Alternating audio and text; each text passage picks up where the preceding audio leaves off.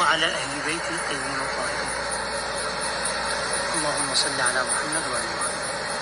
منذ عدة سنوات ظهر في الإعلام حديث عن وجود جهاد يسمى بجهاد النكاح، وكان الإعلام يتناول هذه القضية وينسبها إلى بعض المشايخ، طبعا مشايخ السلفية الوهابية، وبالخصوص بعض المشايخ السعودية.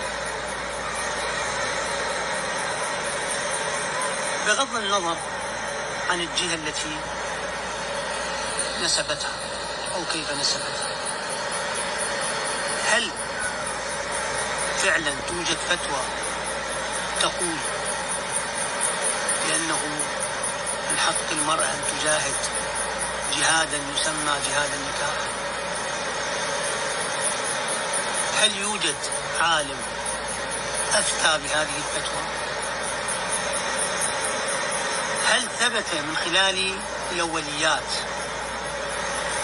أن هناك ولو ورقة قيل فيها بأن من أفتى بهذه الفتوى هو العالم الفلاني سني، طبعا لأنه القضية عند الأخوة السنة، تكفيري سلفي من أي صنف من هؤلاء؟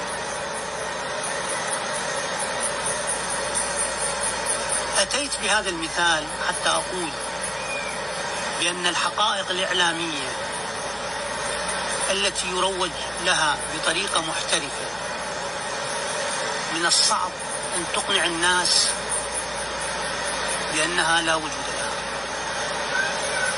والآن لا نقول هناك نتيجة نهائية، لكن نقول لكل من يصدق بفتوى جهاد النكاح: من هو المفتي بهذا العمل؟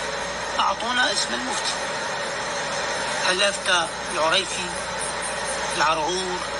لله رب العالمين، والصلاة والسلام على سيدنا محمد وعلى أهل بيته.